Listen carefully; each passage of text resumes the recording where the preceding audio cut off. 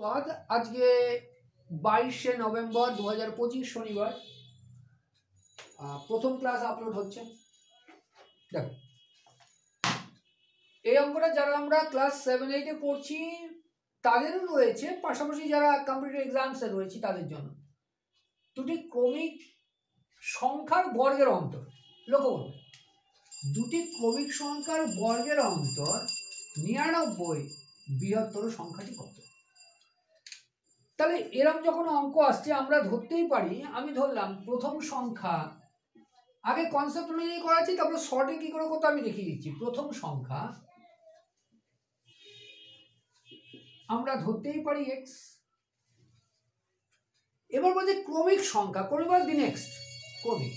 তাহলে প্রথম সংখ্যা, তাহলে দ্বিতীয় সংখ্যা কত হচ্ছে দেখো তো, x + 1।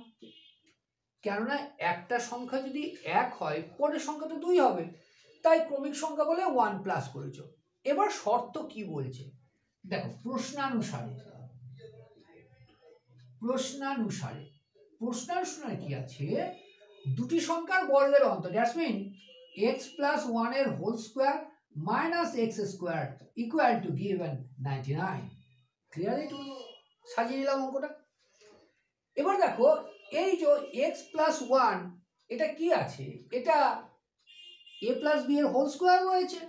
তাহলে কি করবে দেখো, a স্কয়ার প্লাস 2ab মানে 2 × x × 1, তাহলে 2x হলো প্লাস 1 এর স্কয়ার, তাই তো, minus x square equal two 99।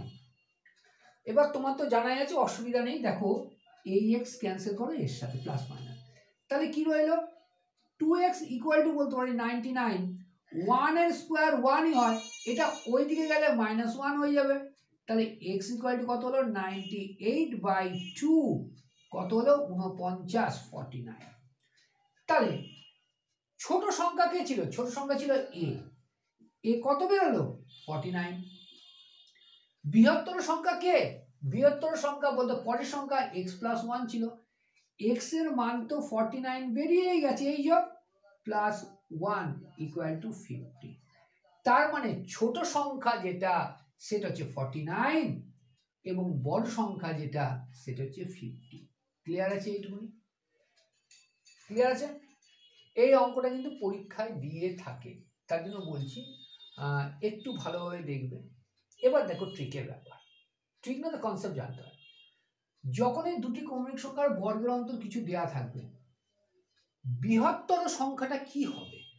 এবার একদম পুরো আসছি কিসে, DR concept. DR concept mainly আমি প্রোভাইড করি কাদের জন্য, মেনলি যারা চাকরি পরীক্ষায় রয়েছে বা যারা কম্পিটিটিভ পরীক্ষা দিচ্ছে। স্কুল লেভেলেরও যদি কম্পিটিটিভ পরীক্ষা দাও তাও নিমিষে উত্তর করবে। শর্ত কি, দুটি ক্রমিক সংখ্যার বর্গের অন্তর যদি দেওয়া থাকে, তাহলে বৃহত্তর সংখ্যা আর ক্ষুদ্রতম সংখ্যা চাইবে, তাই তো, কোনো ভয় পাবে না। বৃহত্তর সংখ্যা যখন চাইবে তখন এই যে বর্গের অন্তর, দেখো বর্গের অন্তর +1/2। বৃহত্তর সংখ্যা চাইলে বর্গের অন্তর +2। বর্গের অন্তর কত? 99 ছিল, 99 + 1/2 ইকুয়াল টু 100/2 ইকুয়াল টু 50 এসেছে। এবার তুমি বললে তাহলে মাস্টারমশাই এক কাজ করুন, ক্ষুদ্রতম, তাহলে ক্ষুদ্র, তাতেও কোনো প্রবলেম নেই। যদি তোমাকে ক্ষুদ্র সংখ্যা বলতে বলতো, তাহলে বর্গের অন্তর -1/2, বর্গের অন্তর given 99, 99 - 1/2 equal to 98/2 equal to 49। এই যে ছিল, হয়ে গেল সোজা অঙ্ক। বারবার আমি যে কথাটা বলি, দেখো কনসেপ্ট ক্লিয়ার রাখবে, কনসেপ্টের ক্লিয়ারিটি তোমাকে সফল করে। বহু বাচ্চা দেখা যায়, এদের কিছুক্ষণ আগে যে ক্লাস ছিল,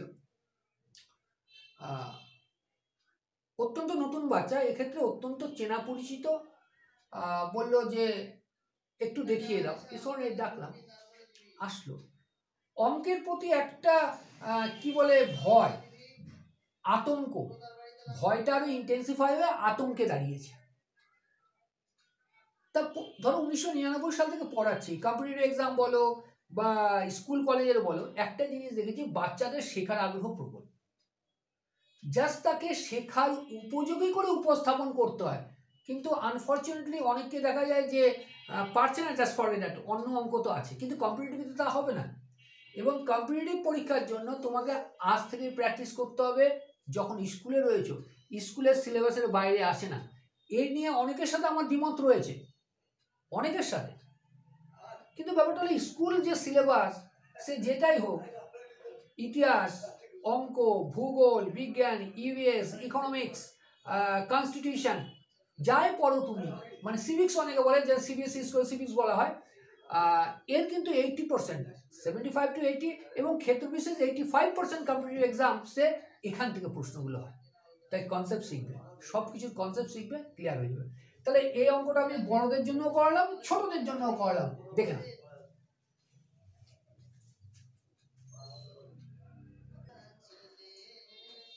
আচ্ছা, তাহলে দ্বিতীয় অঙ্ক, রাম ও রহিমের বেতনের অনুপাত 7:5। অত্যন্ত সিম্পল অঙ্ক, কিন্তু পরীক্ষা এসছে বলে করাচ্ছি। আর আজকের যে ক্লাসটা হচ্ছে, এটা মনে রাখবে যারা স্কুলে রয়েছে, স্কুলের ছাত্রছাত্রীদের জন্য। তাহলে স্কুলের যে ছাত্রছাত্রী, তাদের জন্য আমি কনসেপ্ট সহ স্কুলে নেমে করাচ্ছি। এবং যারা অ্যাডভান্স লেভেলে আছে, তাদেরও তো এই অঙ্কগুলোই আসে, একটু আর একটু কঠিন হিসাবে, তাদেরকে মুখে মুখে ক্যালকুলেশন আমি শেখাচ্ছি। ভালো হয়ে যাবে। রাম ও রহিমের বেতনের অনুপাত 7:5, ভালো কথা। রামের বেতন রহিমের বেতন অপেক্ষা 400 টাকা বেশি। তাহলে রহিমের বেতন কত? খুব সুন্দর প্রশ্ন। তাহলে দেখো, এরকম ভাবে করি, রামের বেতন আমি ধরলাম 7x, আর রহিমের বেতন 5x, তাই তো? এবার প্রশ্নানুসারে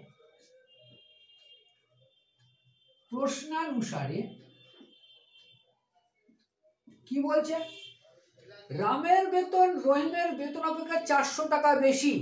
রামের বেতন কত? 7 টাকা, মানে 7x বিয়োগ 5x।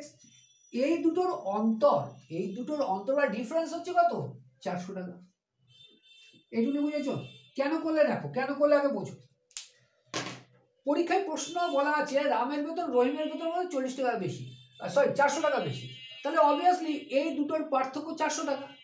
তাহলে লক্ষ্য করো, তাহলে 2x ইকুয়াল টু কত হলো? 400। তাহলে x ইকুয়াল টু কত হলো? 400/2 ইকুয়াল টু 200। তার মানে x 1 ইউনিট, x হচ্ছে 200। ক্লিয়ার? কিন্তু এবার তোমাদের জানতে চাইছে রামের বেতন রহিমের, আচ্ছা রহিমের বেতন কত? তাহলে পেয়েছি, দেখো রহিমের বেতন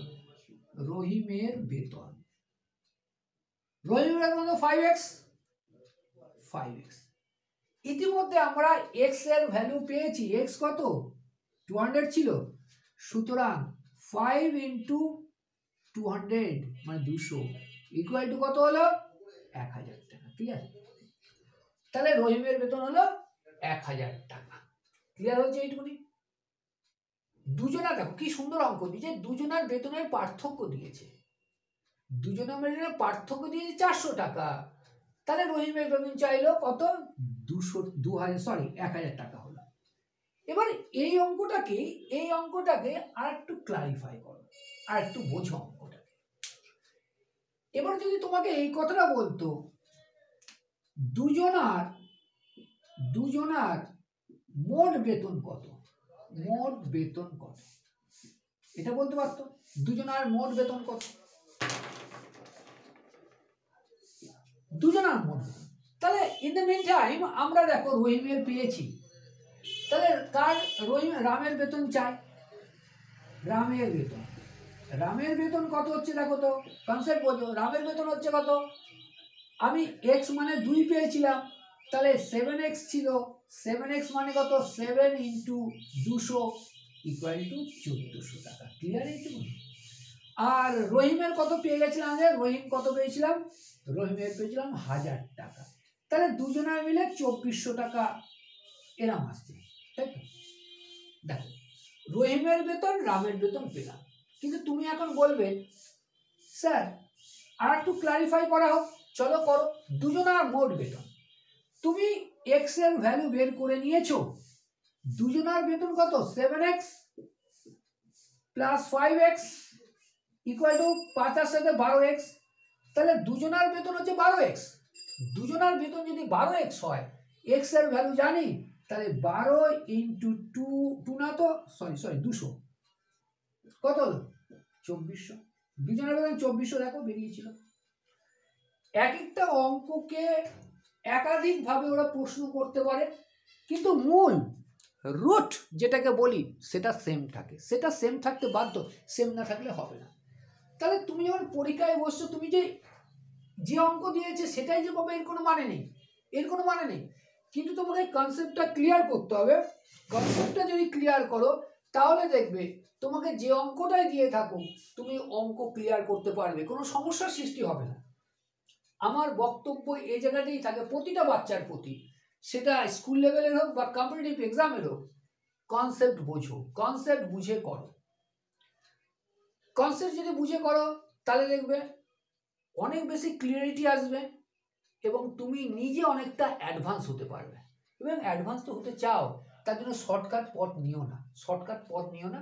অ্যাডভান্স হওয়া বা নিজেকে ডেভেলপ করার জন্য শর্টকাট পথে কোনো কাজ হয় না, উল্টো তোমাকে ভ্রমিত করে, তোমার স্পিডটা আরো কমিয়ে দেয়। ওকে, তাহলে এটা রইল। আর কিছু করা যাবে এর থেকে? দেখি ও দাঁড়াও। রামের বেতন রহিমের বেতন বের করলাম, দুজনার মোট বেতন বের করলাম, দুজনার বেতনের পার্থক্য। আচ্ছা, দুজনার বেতনের পার্থক্য যদি বলতো তাও তো অসুবিধা ছিল না, অসুবিধা ছিল না। কি, রামের বেতন 1400 আর রহিমের বেতন হয়েছে 1000, তাহলে দুজনের পার্থক্য হতো কত?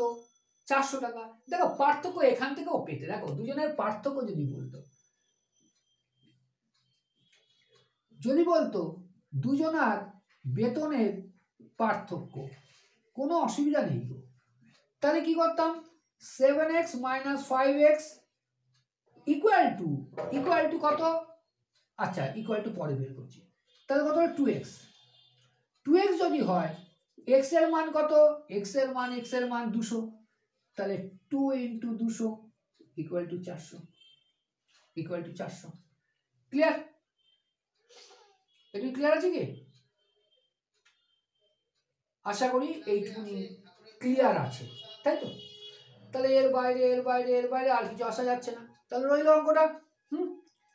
খুব ভালোভাবে শেখো, খুব ভালোভাবে শেখো, শিখতে হবে। আর যে কথাটা বলার, দেখো বারবার বলি, আর এই প্ল্যাটফর্মটা যেহেতু আমার নিজস্ব এবং মেয়েটাকে তার জন্য অত্যন্ত ধন্যবাদ, ও ফ্রেন্ড মিউজিককে ধন্যবাদ অত্যন্ত। এখানে কম্পিটিটিভ এক্সামসের পাশাপাশি ছোট ক্লাসও কিন্তু করানো হয়। এটা অনেক জায়গায় প্রচার পায় না, কারণ আমরা উভয় বিজ্ঞাপন করি না। তাই ছোট ক্লাস যারা রয়েছে, ক্লাস 5 to 10, অঙ্ক ইংরেজি ছাড়া অন্যান্য বিষয়ে করানো হয়। কারণটা হচ্ছে কি, ক্লাস 5 to 10 and 11, 12 এবং বিএ ক্লাসের কিছু, এটা নিয়েই তো কম্পিটিটিভ পরীক্ষা বা চাকরির পরীক্ষা। সুতরাং আগে থেকে বাচ্চাটাকে অল ইন্ডিয়া লেভেলে তৈরি করা হচ্ছে আমাদের মুখ্য উদ্দেশ্য, এবং সেই উদ্দেশ্য আমরা সাধিত করে চলেছি 1999 সাল থেকে প্রচারের অন্তরালে। এখন নয়, কিছুটা করা হয় এটা। তাই গার্জেনদেরও বলবো, যদি আপনাদের সন্তান সন্ততির মনে করেন যে এডুকেশনাল হেলথ, যেটা এডুকেশনাল হেলথ কিছুটা ডেভেলপ করতে হবে এবং ডেভেলপ করার অনেক সুযোগ রয়েছে, এটা যদি মনে করেন, তাহলে অবশ্যই বলবো নবদ্বীপ রেজ একাডেমিতে আপনার সন্তানকে পড়ানোর জন্য দিতেই পারেন। অনলাইন অফলাইন দুটোই হয়। অনলাইন অফলাইনে 10 জন করে স্টুডেন্ট নেওয়া হয়, 10 জনের বেশি না, কারণ প্রত্যেকটা বাচ্চাকে বোঝাতে হবে, এটা আমরা মনে করি প্রত্যেকটা বাচ্চাকে, এবং প্রত্যেকটা বাচ্চা ভালো রেজাল্ট করতে পারে। আমাকে একজন জিজ্ঞাসা করেছিল যে তাহলে তো ফার্স্ট সেকেন্ড হয়। আমি এরকম মূর্খ প্রশ্ন সচরাচর পাই না। দেখতে হবে ক্লাসে কিন্তু ফার্স্ট সেকেন্ড থার্ড একজন করেই হবে, একজন করে। সেই জায়গাটা যাওয়াটা আমাদের উদ্দেশ্য না, আমাদের উদ্দেশ্য ওর থেকে অনেক বেশি। আমরা মনে করি ফার্স্ট সেকেন্ড থার্ড না, প্রতিটা বাচ্চা মোর দ্যান 90% or 95% পেতে পারে, এটা বিশ্বাস করি এবং এই বিশ্বাস নিয়ে আমরা কাজ করে থাকি। তাহলে ফার্স্ট সেকেন্ড থার্ড হওয়া উদ্দেশ্য না, আমার উদ্দেশ্য হচ্ছে আমাকে মোর দ্যান 90% আনতে হবে, এবং সম্পূর্ণ মেধার দ্বারা, এরম না যে টুকে মুখস্থ করে, যাতে সেই মেধাতে আমরা যে নাম্বারটা পেলাম সেটা আগামীতে হায়ার স্টাডিজ অথবা চাকরি পরীক্ষায় সম্পূর্ণ ইউটিলাইজ করতে পারে। তা ক্লাস শুরু হচ্ছে ডিসেম্বরের 3rd উইকে, ক্লাস 5 to 10, অঙ্ক, ইংরেজি, পাশাপাশি ইতিহাস, ভূগোল এবং বিজ্ঞানের ক্লাস রয়েছে। বাংলার জন্য রয়েছে, কিন্তু বাংলার জন্য অন্য দিদিমণি করাচ্ছেন, সীমা দেবী। উনি অবশ্য ইতিহাসটাও দেখছেন, কিছুটা ভূগোলটাও দেখছেন। মোট কথা হলো আমি দেবেন্দ্রনাথ রায় এবং সীমা রায় এই দুজন মিলে পুরোপুরি ক্লাসটাকে কভার আপ করা হয়, বাইরে থেকে কিছু ভাড়া করা হয় না। সুতরাং কেউ যদি মনে করো যে, বা গার্জেন যদি মনে করেন ছাত্রছাত্রীকে আর একটু ভালো পরিষেবা পড়ালেখা দেবেন, তাহলে অবশ্যই স্বাগত। পাশাপাশি কিন্তু রেকর্ডেড ভিডিও ক্লাসও থাকছে। ওকে, পরেরটা দেখাচ্ছি এবার।